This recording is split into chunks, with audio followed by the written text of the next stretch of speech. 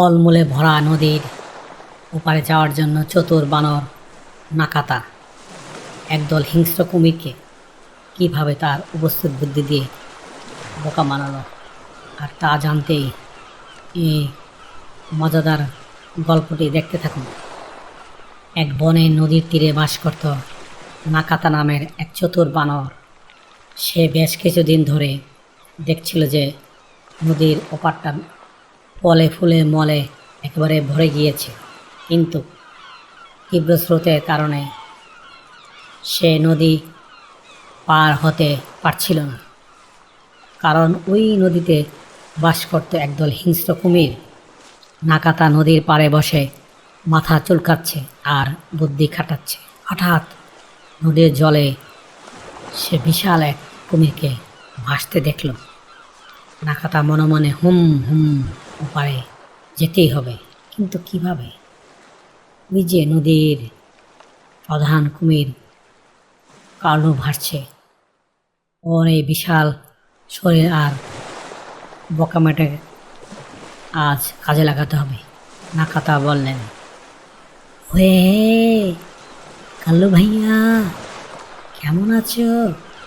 একটা দারুণ খবর আছে, শুনবে নাকি? কাল্লু চোখ বড় বড় করে জলের উপরে ভেসে উঠে বলল, কী খবর রে বানর চানা? আমাদের আবার কী খবর দিবি? নাকাতা বলল, আরে আজ সকালে আমাদের বনের রাজা ঘোষণা করেছেন যে বনের সব প্রাণীদের একটা ভোজ বা পার্টি দেওয়া হবে। সেখানে তোমাদের নদীর কুমিরদের আমন্ত্রণ জানানো হয়েছে, কিন্তু রাজা জানতে চেয়েছে এই নদীতে আসলে কতগুলো কুমির থাকে, যাতে সেই অনুযায়ী খাবারের ব্যবস্থা করা যায়। এদিকে কাল্লু মনের খুশিতে লেজ নাড়িয়ে বলল, সত্যি বলছিস?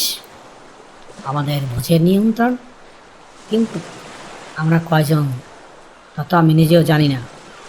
নাকাতা হেসে বলল, সেই জন্যই তো আমি এসেছি।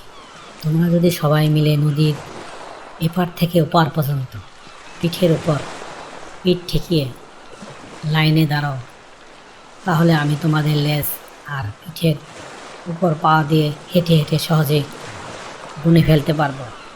তাহলেই ওপারে গিয়ে রাজাকে সঠিক হিসাবটা দিতে পারবো। বোকা কাল্লু ভোজের খাবারের লোভে তার দলের সব কুমিরকে ডেকে আনলো।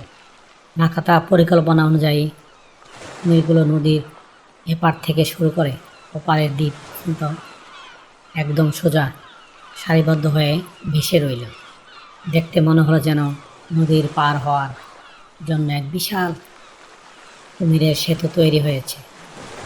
এদিকে নাকাতা জোরে জোরে লাফিয়ে পরের কুমিরে পিঠে যাচ্ছে আর গুনছে, 1 2 3। বাহ কালু ভাই, তোমাদের দল তো দেখি বেশ বড়। 4 5 6। অন্যদিকে কাল্লু নিচ থেকে উৎসাহিত হয়ে হা হা হা, তাড়াতাড়ি বোন, ওপারে গিয়ে আমাদের খাবারের কথা কিন্তু রাজাকে ঠিকমতো বলবি।